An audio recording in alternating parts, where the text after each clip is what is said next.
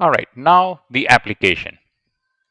Suppose in a city, the adult male height x is approximately normally distributed. Let's say that's given to you, and also given to you that the mean value of your height is 170 centimeter and the standard deviation is 8 centimeter. So if you randomly pick an adult, so let's say this is the guy that you randomly picked up from the street, what is the chance, what is the probability that his height is going to be less than 155 centimeter, his height is going to be greater than 190 centimeter, his height is going to be between 160 and 180 centimeter, or what is the probability that his height is going to be exactly 190 centimeter? All right. So, well, what's one thing that given to us is that the height is normally distributed. That's great. So, what it means is that we can convert our x values into a z-score. In other words, we convert our normal distribution to your standard normal distribution. That's what we're doing. And then once we convert our x value into a z-score, then we can read the value from the z table. So, let's do the question number one first, the part A. The probability that your height is less than 155 centimeter.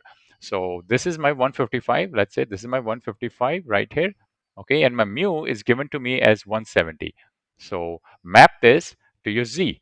So the way you map is using this expression right here. I know my x is 155. So 155 minus 170 divided by 8. And the answer comes out to be minus 1.88. So I map this my 155 has been mapped to minus 1.88.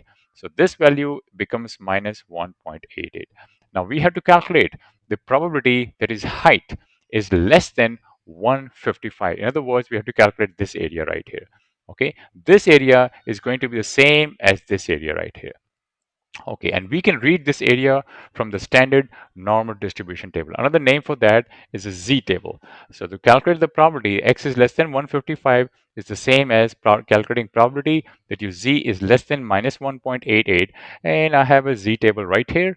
So minus 1.88 would be, if you come down, would be right here. This is minus 1.8 and there is another 8 right there. So if you go down, this one right here, minus 1.88, come down, and this one. So this is your answer right here. So the answer is 0.0301.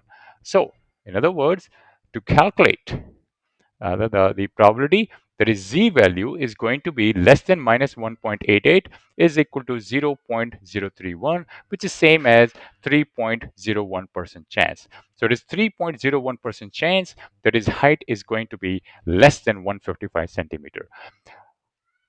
Part B, so what is the probability that his height is going to be greater than 190 centimeter? Well, we follow the same process. We convert our x equal to 190 centimeter into z-score. Okay, so this is my expression I'm using, and I substitute my x, which is 190, substitute my mean value 170, and I substitute my standard deviation. My answer comes out with 2.50. So the probability of x greater than 190 is the same as probability of calculating z greater than 250. So this is my 190 right here. Okay, and this is my 170. 190 has been mapped to z equal to 250 right here. So I have to calculate this probability, the probability that x is greater than 190, which is this one. This is same as this area right here. So we can read this value directly from the table. Now, we cannot read probability of z greater than 250 directly from the table. But what we can do, we can read this area. Okay, this is the area that we can read from the table because our z table gives you the area towards the left hand side. The area on the right hand side would be the subtraction. That's all. Okay, now let's do part B. What is the probability that his height is greater than 190 centimeter? Convert your 190 centimeter to your z-score. I'm using this expression, same one that I used before. Substitute my 190, substitute your mu, substitute your sigma, and the answer comes out to be 2.50. So the probability that your x is greater than 190 is same as the probability that your z-score is greater than 2.50. Now, if you look over here, this is my, let's say this is my curve right here on my normal distribution. This is my x equal to 190, and I have to calculate this area right here. This is the area that I have to calculate. Now I map my 190 and it maps to z equal to 250. So in z equal to 250, in other words, what is the probability that my z is greater than 250 is this area. But my z table does not give me this area. It gives me this area right here. Okay, it allows me to calculate this part of my area. So the trick that I'm going to be using, I'm going to use my z table to find my this area. And once I've determined this area, then I'm going to subtract 1 minus a. I'm going to do 1 minus a. That's going to give me this area. So this is exactly what I'm doing over here. This expression, basically, I'm just rewriting like this because I know z table allows me to calculate this probability, which is this area right here. Okay, so this probability of z greater than 250 is same as 1 minus probability that your z less than 250. So let's read that value from your z table. So come down over here, your z equal to 250 plus 250 would be, let's say this is my 2.5. So this value right here, okay, z greater than, this value is z, probability that your z less than 250. So the answer is 0.9938. So come down here and you're gonna, oh no, the other one, this one right here. So the probability that your z is less than 250 is equal to 0.9938. So I know this area, okay, this area is 0.9938. So I know this area. So this area now is going to be equal to 1 minus 0.9938. And that's my answer. And the answer comes out to be 0.0062. All right, so this is my answer. So approximately 0.62% chance that somebody's height is greater than 190 centimeter.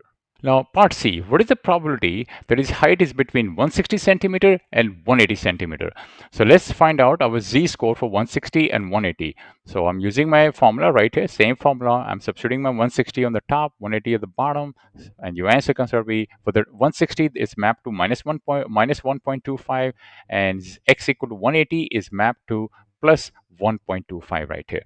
So my 160 right here, this one is mapped to this value, and your plus 180 is mapped to this value. So the probability that your x is between 160 and 180, which is this one right here, this probability right here, this area. So this area, this represents your probability, is the same as this area right here. Okay, so let's calculate that. Now we know from our z table that our z table only gives you the area towards the left hand side of your value. So let's look at this red diagram right here.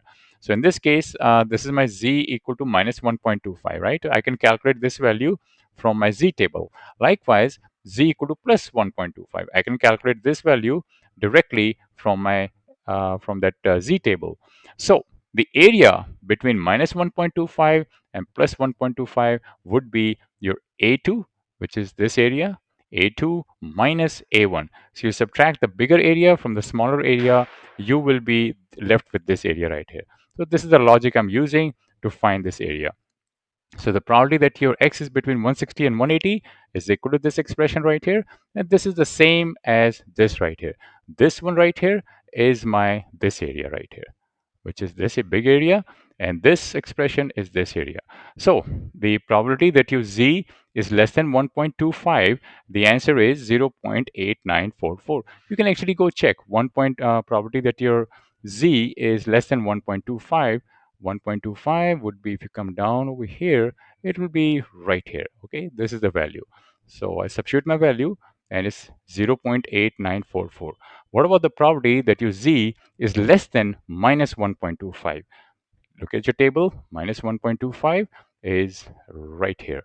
So this is the answer, 1057. Come back over here, substitute your values, do your subtraction, and the answer is 78.87%.